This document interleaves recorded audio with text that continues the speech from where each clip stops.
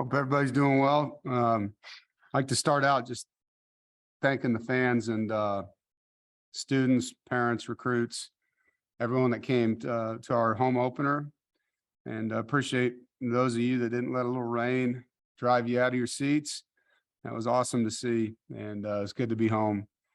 And it was great to have some of our former players there as well, and seeing Mecca and Kelvin on the sideline was pretty awesome just to catch up with those guys. As far as the game,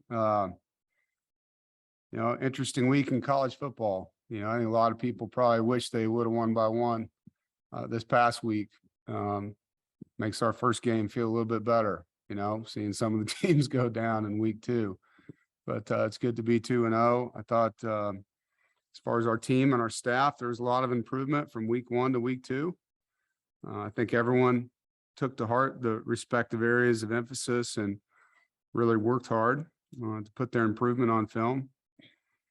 I think the guys really worked, challenged them to bring their goals to life and put action behind what they're talking about, to practice a little bit differently, to really increase our cardio at practice, not with number of plays, but how hard we're playing, how far we're running, and to earn the plays that you want to make on Saturday in practice on Tuesday and Wednesday. And I felt like that happened. We played complimentary football. It was good to see that again. Got to play a lot of players. I saw a thing today. There was 83 guys that played in the game for us, which may or may not be a record, but it's a lot. And it was fun to see some of those guys that, serve as walk-ons, that maybe not get a lot of reps in games, get out there and make plays. I mean, that was awesome for them. And good to get some other players in there that we're evaluating still. And, it's good for their development. I thought we blocked and tackled better, which you heard me in my press conference last week. That was kind of the biggest area of disappointment. Were the 2 fundamentals of football. And guys took that to heart. We finished drives in the red zone. We were 4 for 4 on offense. And I think it's a team that has to continue to take the same approach as we move forward. And the thing that you forget, this team has a lot of guys that missed spring ball. We had guys, as you know, that had season-ending injuries a year ago, had surgeries that were not cleared yet. And so some of them were playing their first game for almost a year on the calendar. And when I say some, there was 7 or 8 of them in that boat. So I don't say that as an excuse. I say that as a point of emphasis that this team has to improve every week, because we missed a lot of time on the field with several players, and regardless how many snaps you have, there's a timeline that you have to go through, to improve. You have to see things on film. You have to, yes, knock rust off, but more just to compete at that level against competitive players where it's live. And you're going to see a lot of growth, if we take that to heart. And so it's a team that has to improve week in and week out. And so we're going to stay on that mantra. I thought, we used our first week as an opportunity to learn and grow. We have to do the same this week, and to fuel the meeting rooms and the practice fields with detailed goals and a formulated action plan to get better. I think individual improvement, individual development increases our ability to collectively improve as a team. And the good thing is there was 83 guys that got visual, for their resume. And your film is your resume as a player, and now they know what they got to work on. So, positives on offense, I think we strained more. I thought offensively we worked hard to get a body on a body, not just in the box, but on the perimeter. You guys see a lot of guys playing with effort in the run game. We were 100%, as I mentioned, in the red zone. We were 4 for 4. Second week in a row, not giving up a sack in protection. I thought our running backs were productive, not just running the football, but in the screen game, catching the football, drop back game. Jordan Houston had a nice down the field catch for a touchdown. It was good to see Devin Leary just back to being himself and playing ball, running the show, making plays, buying time in the pocket, extending plays. He played a really good football game. and what we expect to see. You know, I thought it was good to see Chris Tootle make that play in the end zone for him and his confidence.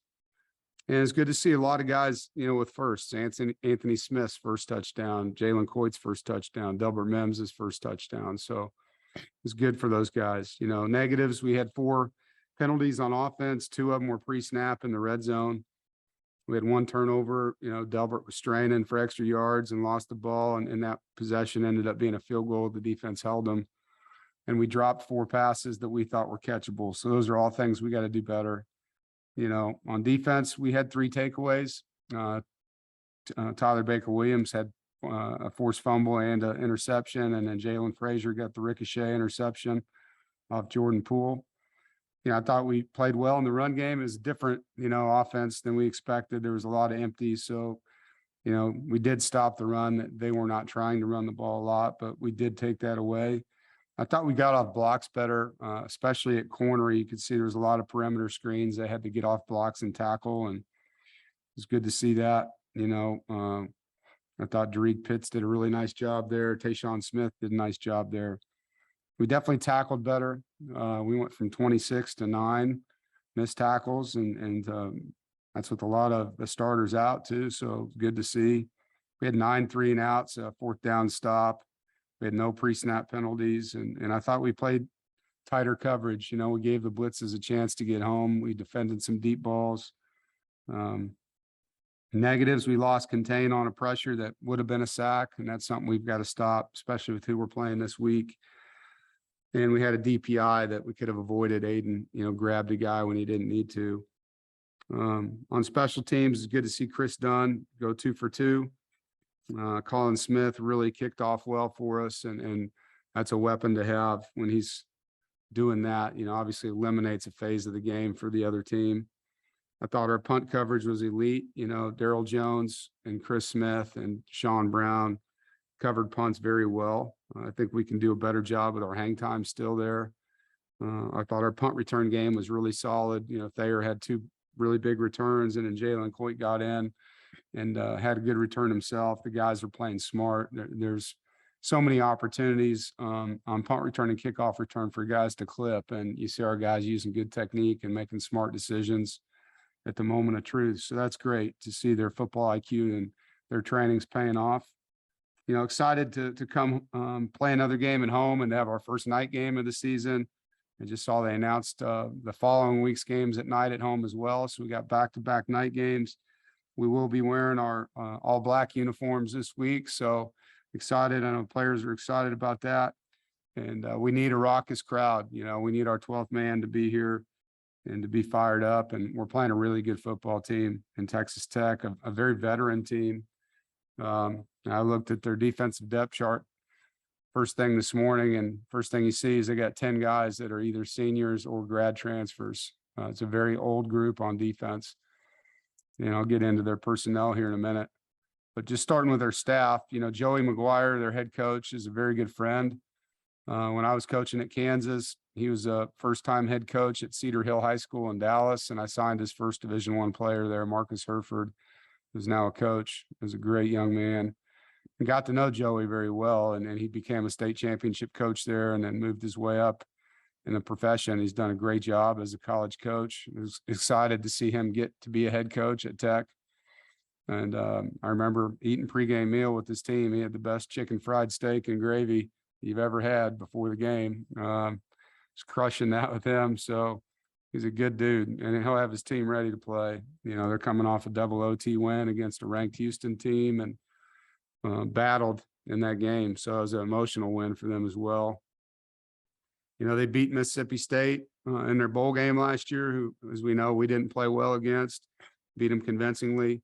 And a lot of that team is back. So, you know, I look at them, their team has a chip on their shoulder. You know, oftentimes some of the other schools in Texas maybe not get the notoriety of Texas and Texas A&M. And I think those kids play with a chip on their shoulder there because of that. So have a lot of respect for Texas Tech, always have.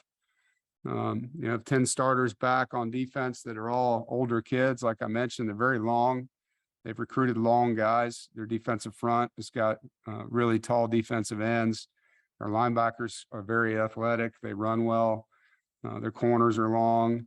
And Coach Tim DeRuyter is a veteran D coordinator, hired him from Oregon. He's been a head coach, brings a lot of different looks and pressures, and does a lot of man-to-man coverage. Offensively, they're up tempo, they're spread, typical formations that you see, but they got very long, rangy outside receivers. Their quarterback can run and has a great arm. You'll see him throw deep out routes to the field from the far hash and does it with ease, and can make plays on his feet. Won the game with his feet on a scramble last week. It's a very good team coming to town, a team that is being mentioned in the top 25. They play hard. They got good players, good coaches. I'm excited, about the matchup, and looking forward to our students and our fans and our parents and recruits get tuned up and have a great time and give us a lot of noise, man. We need it. And I think there's nothing better than a night game at the Carter when it's rocking. It's supposed to be beautiful weather too. So as far as the health of our roster, we'll have Peyton back. Expect to have Shy Battle back as well. And as you know, Trent's out 4 to 6 weeks. So other than that, we're very healthy as we get ready for this game.